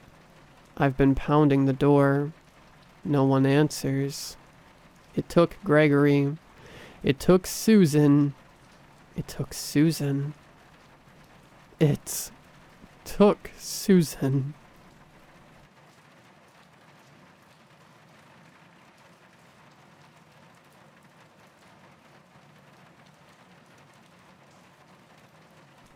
I am 49 years old, 50 in a couple of months. Too old to be frightened of the stories my grandmother told me during the long winter nights, when my parents were visiting their friends and it was just the two of us sitting in front of the fire. I shouldn't even remember them, and yet, I still avert my gaze from the bathroom mirror if I happen to be there between midnight and 3 o'clock in the morning. I've heard people refer to those hours as the witching hours. My grandmother never called them that or any other name. When I asked her, why shouldn't I look in the mirror at that time of night, she just shrugged her shoulders and simply said, because they look back, and once they see you... She left the rest of the sentence hanging there, unfinished, unspoken, in the space between us. She didn't need to say it. We both knew what she was speaking of. Like I said, I am too old to be thinking about silly stories told by an elderly woman to entertain and, in equal measure, frighten a gullible child. It's not her stories that stop me looking in the mirror in the middle of the night. For that, I have stories of my own. There is a basement under my father's house, as large as the whole footprint of the ground floor. There is no way to access it from the house itself. For that I would have to go out of our front door, turn right at the corner of the house, and then descend the steep concrete steps, 11 of them, to the gloomy space under our home. I hated that basement. It was dark and cold and smelled funny. Worst of all, that's where she was. An old woman who lived in that basement. No, not lived, as she wasn't a living creature. Yet she occupied that space as fully and as easily as she occupied and terrorized my childhood. The memory of her goes all the way back to my earliest recollections. She was always there, lurking, waiting. She was my first. In the beginning, it was just this unsettling presence that was concentrated at the bottom right corner of the basement. The space there appeared slightly darker compared to the rest of the room, like the light itself struggled to penetrate it all the way through. Over the next few weeks, it seems to grow bigger, spreading further into the room, claiming more of the space for itself. It felt fuller, heavier, gaining mass and a shape, until I was able to see her in the corner of my eye. You all know what I'm talking about. That moment when your brain says, "Wait, what was that?" and your eyes try to focus on the fast, blurry image that flashed by, just at the periphery of your vision. At first, my primal fear seems to satisfy her. I would sense her menacing presence and would immediately break into tears. I would call out to my mother or my father and try to explain what I saw. I would beg them not to ask me to go down there. Nobody believed me, of course. "You're just a scared child with a vivid imagination," they would say. But as I grew, so did her need for my terror. She wasn't there all the time. Sometimes there would be a month that passed by, possibly even longer, just long enough for me to stop looking over my shoulder and start hoping that it was over. Maybe I imagined it all. Then the torment would start all over again, stronger than before. Few of these incidents were particularly terrifying, and even after all these years, I still remember the details with crystal clarity. One summer evening, I could not have been older than 10. I walked up the few stairs leading to my parents' front door. I opened the door and entered the long hallway that led to the living room. I remember that it was unusually bright moon that evening. I could see clearly the entire hallway, so I didn't bother to switch the light on. It has been a while since I saw her last, so she wasn't at the forefront of my mind. As I approached the living room door, the sense of dread suddenly washed over me, my skin breaking into goosebumps and cold, tingly electric shock ran down my spine. I could feel her before I had a chance to see her, and as I looked up, I saw her pale face looming right above me. This was the first time that I saw her so clearly. That night, her face was permanently etched into my brain. I can see it now. Her skin had a yellowish, waxy shine to it, and her face was lined with deep creases. I could plainly see the droopy folds above and under her pale gray eyes. Her hair was shoulder length, black but heavily peppered with gray hairs, uncombed and unruly. She was smiling. No, not smiling. More like grinning at me. Something just wasn't right about it.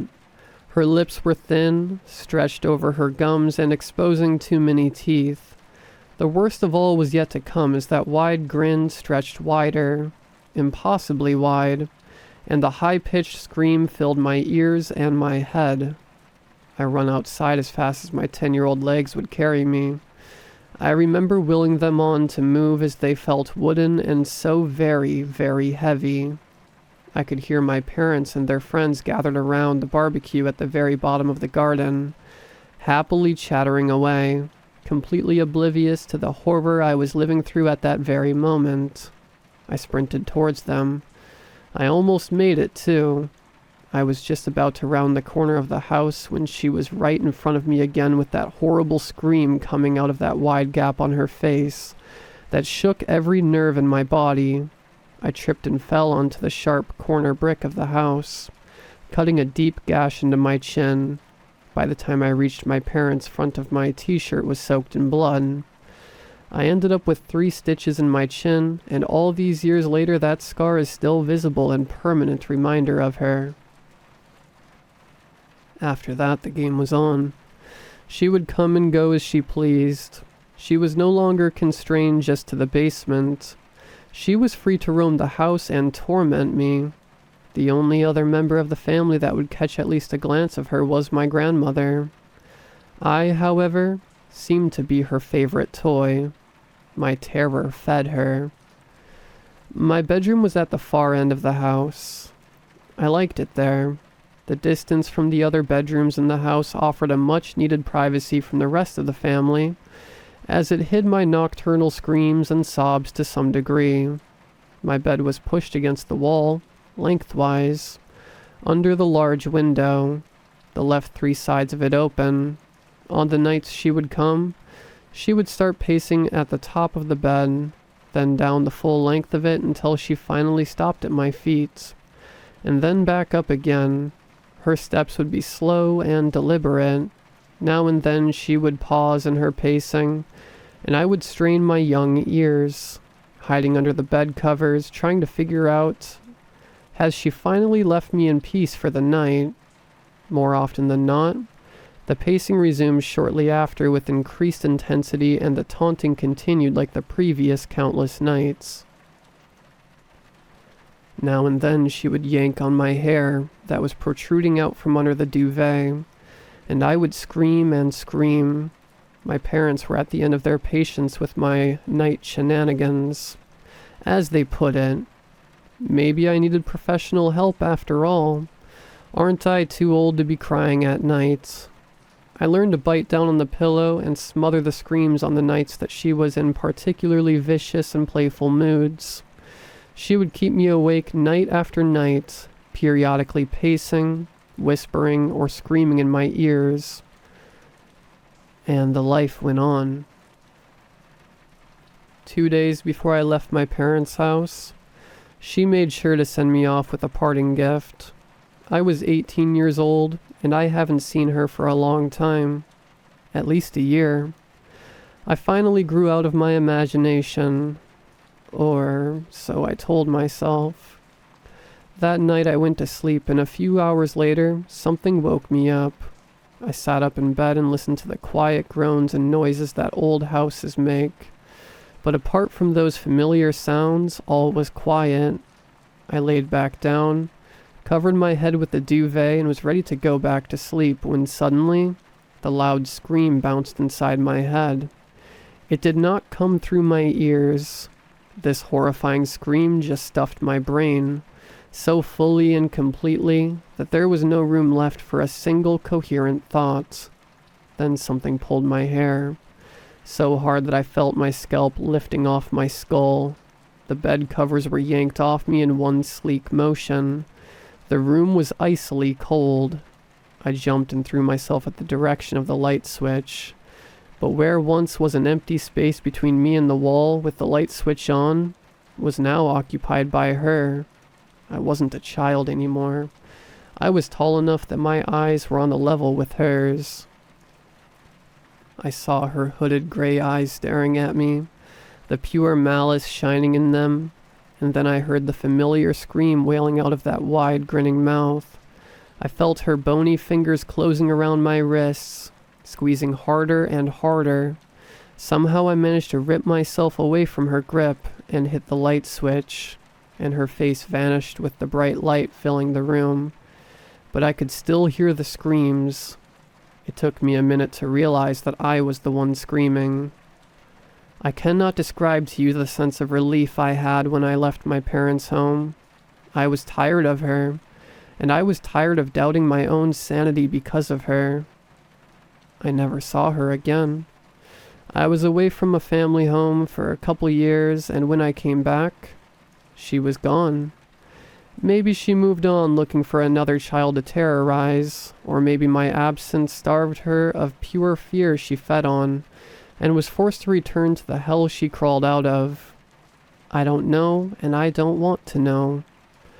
I was ready to write her off as a figment of an overactive, childish imagination that lingered around for way too long, until my grandmother said to me, "My poor child, none of my other children see them." I thought it stopped with me, but it didn't. It just skipped a generation. Like I said at the beginning of this story, she was my first. Many, many followed. Most of them were just lost and searching for their loved ones. Some completely unaware that they are dead. Some trapped here by their own pain. Few were like her, feeding off the fear of the living. But that is a story for another time. Something more important is on my mind. I have 3 children now. 2 sons and a daughter. I was hoping that it stopped with me. Or maybe they were lucky and it skipped a generation. When my middle son was around 6 years old, roughly the same age I was when I saw her for the first time, he started waking up screaming in the night. "It's just night terrors, honey," I would tell him while hugging his trembling little body close to me. "It's a bad dream, that's all. Mama is here. Don't be afraid." "What did you see?" "I saw a little boy, Mama," he said, and he asked me to swap lives with him. His life for mine. The only thing I could tell him throughout his childhood was this: just remember, do not look in the mirror after midnight and before 3 o'clock in the morning. Some call them witching hours. I don't have a name for them. I just know that's the time they look back. And once they see you,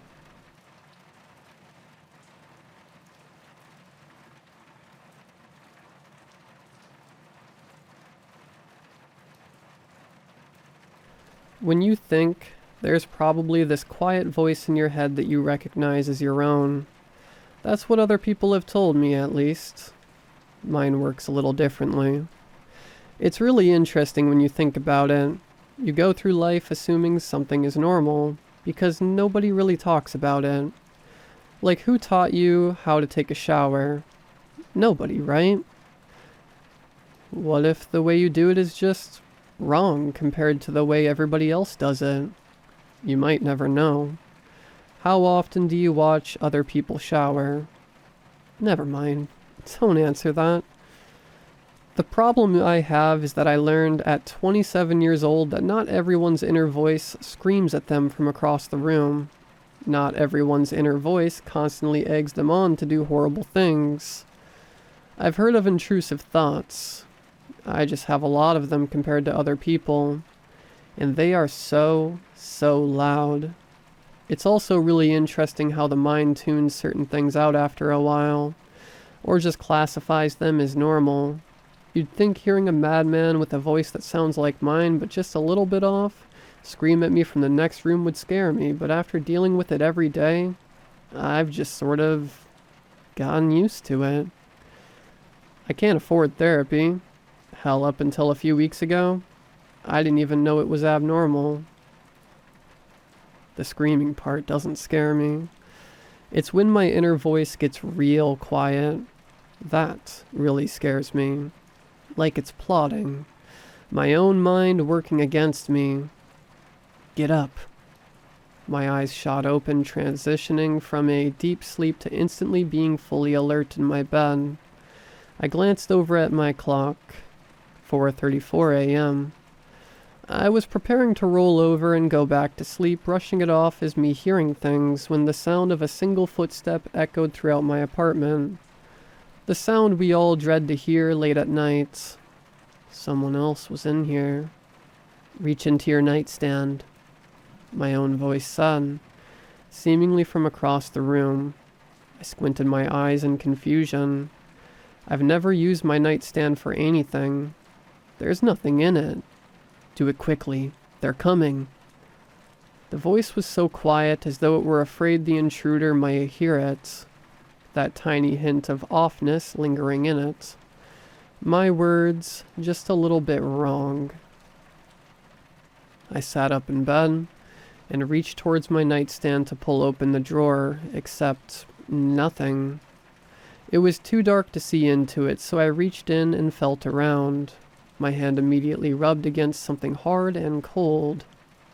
"How did you?" I whispered. "Pointed at the door," the voice said. It felt closer now, as though it were coming from a man sitting on the edge of my bed. Am I crazy? Would I know if I was? Would someone tell me? Would I even listen to them? Another footstep just outside of my bedroom door now. I moved my hand and angled my strangely familiar feeling weapon towards the door. I heard the doorknob jiggle. The silence was instantly broken by the sound of a single gunshot, followed by my door swinging open and a body falling to the ground in my bedroom with a thud. I jumped to my feet. My hands were shaking and it felt like I wasn't fully in control of myself. like I'd done this before.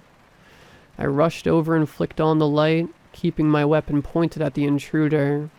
He was on his stomach, with a hole through his back. "Please," he whimpered. "Thank God he's alive. I might be defending my home, but I didn't want to kill someone if I didn't absolutely have to." I kicked him over so he was laying on his back. He looked right at me, and his face went from sad and wilted to horrified in an instant. No, what are you?" he said.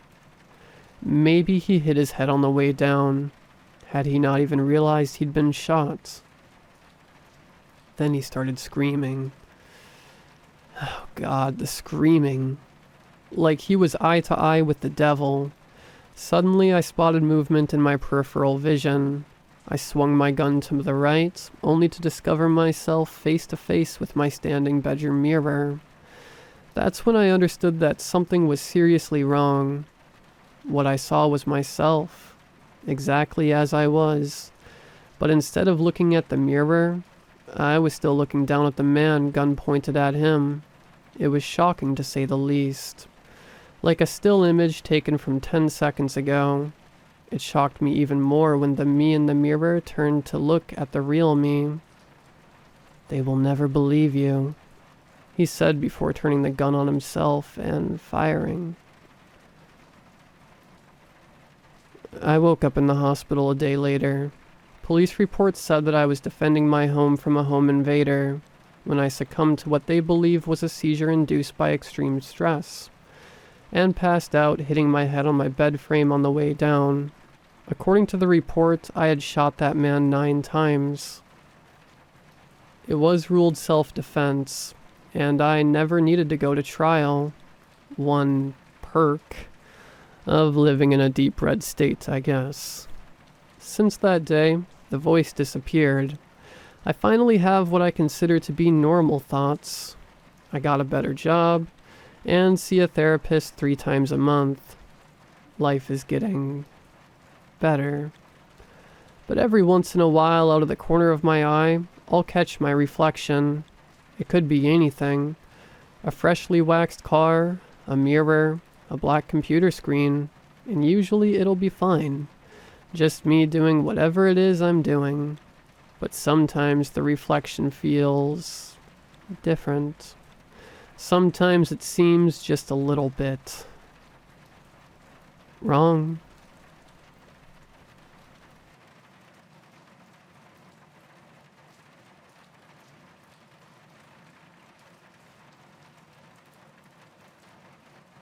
"2017 was the last year my family went on our yearly ski trip.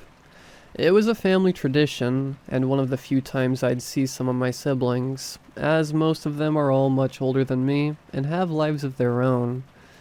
I remember my mom suggesting we'd stay at an Airbnb last year, as it was cheaper and not far from the ski hill. And we all thought that was a great idea, so my mom, my dad, my younger brother Jackson, and I piled into the car to meet my older brother Isaac, and my older sister Megan, and her husband Drew.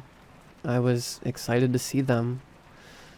Jackson and I jumped out of the car the second we arrived, eagerly looking forward to picking our shared room. "Race ya!" Jackson screamed while barreling ahead of me. "Hey, no fair!" I laughed, chasing him, but just barely keeping up. He pointed to a room on the top floor and motioned for me to follow him to it. I followed him to the room. It was amazing.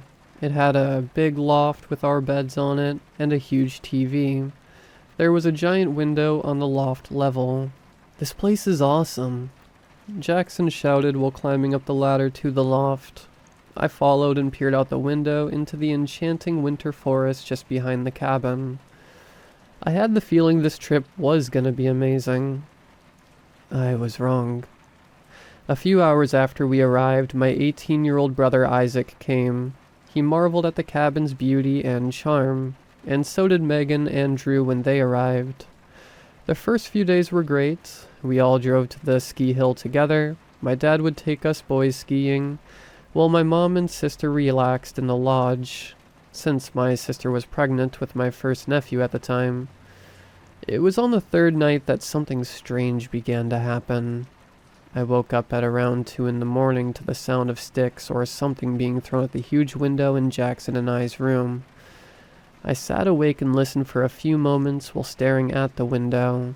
Even though there was a thin curtain covering the window, the light from the moon allowed me to watch the silhouettes of the sticks hitting the window. They weren't big, they were thin and small, but big enough to make a distinct tapping noise every time they hit. Tap, tap, tap. "Dylan?" Jackson called tiredly. "Stop with that noise." "It's not me. Look." I whisper-shouted to him while pointing to the window. Now he was watching the sticks hit the window. "What is that?"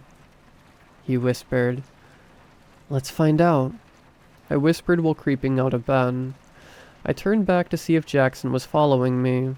He hesitated, but curiosity overcame him, and he crept after me.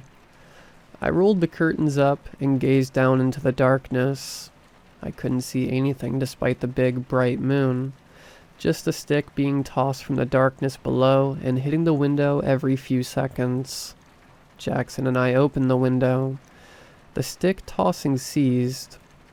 "Hello?" Jackson called. For a few moments it was quiet. But then someone responded. "Hey Jackson! Hey Dylan!" The voice called. I recognized it immediately. It was Drew. Drew has a very thick Australian accent, as he lived there most his life, so it wasn't hard to conclude it was just Drew pranking us. "Funny prank, Drew," Jackson said playfully. Then he closed the window and climbed back into bed. "Isn't that kinda weird?" I asked Jackson. He's just playing around," Jackson replied nonchalantly. I agreed and went back to bed. The next day was normal. Drew didn't mention anything about the prank, but it was in the back of my mind now. However, that night, I was awoken again by the same tapping on the window. At the same time as the night before, I immediately looked over at Jackson. We both got up and opened the window. Again, all I saw was darkness, but this time I could hear Drew giggling. "Hey, Drew," I said, a bit aggravated. "Guys," Drew said between giggles, "come out here." Jackson and I exchanged glances. "We can't. Mom and Dad will get mad." Drew's giggling stopped. His tone got urgent and serious quickly. "You gotta see this. Come down here." "No," I said. "Come down here." Drew screamed angrily. A rock flew from the darkness. It just barely hit me. It fell through the window onto the floor. Jackson and I looked at each other in fear. Normally, Drew was a polite and calm guy. He's always been kind and loving towards Jackson and I. He never raised his voice. He never took things too far. I knew him as a voice of reason, and he had become even calmer after learning he was going to have a baby. "I'm getting Megan," Jackson cried. He rushed away. Drew's screams grew louder and more aggressive. "Get out here now!" Drew screamed louder than ever. I fell to my knees and balled up on the floor in terror while tears flowed out my eyes. That's when I heard Jackson come running into the room with Megan. "Dylan, come down here now," Megan called from below the loft. Quickly, I went down the ladder and ran into my sister's arms. Drew was still screaming from outside. I had my eyes closed while my sister hugged me. When I opened them, I realized the terrifying truth. Drew was standing right there. But who was currently standing outside our cabin screaming then? The person was still screaming for Jackson and I. Thoughts swarmed my mind. Who was out there? How did it know my name? And why did it sound just like Drew? We all stood in fearful silence. The voice stopped. But then a huge, jagged rock, as big as my head, flew through the window of the loft and straight at my sister. Her real husband pulled her back quickly. She still screamed at the top of her lungs, which made my parents and Isaac rush into the room. They comforted my sister, and that's when I noticed this humanoid thing climbing through this still open window. I screamed while everyone else began noticing it. That's when we all booked it to the car. Everyone piled in my parents' car and we left the other cars behind. My mom was on the phone with the police for a lot of the drive. They searched the whole house and woods outside the house, to no avail. It's been years since that happened. The baby my sister was pregnant with is in school now, but I still wake up in a cold sweat at night, thinking I heard a voice call me and tell me, "Dylan, come out here."